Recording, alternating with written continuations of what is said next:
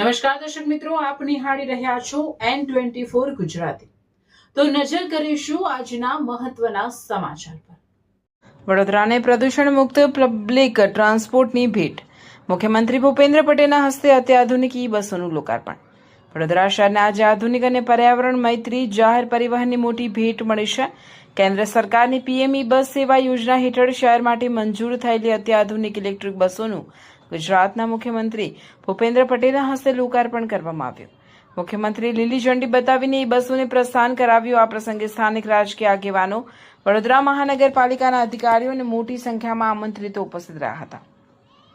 પ્રારંભિક તબક્કામાં આ ઈ બસો શહેરના મુખ્ય માર્ગોને મહત્વના રૂટો પર દોડશે, જેના કારણે હજારો મુસાફરોને આરામદાયક અને આધુનિક મુસાફરીની સુવિધા મળશે।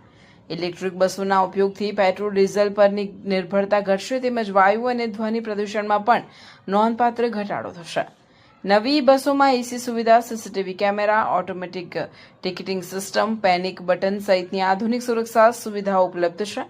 મહિલાઓ અને વરિષ્ઠ નાગરિકો માટે અનામત બેઠકોની પણ વ્યવસ્થા કરવામાં આવી છે।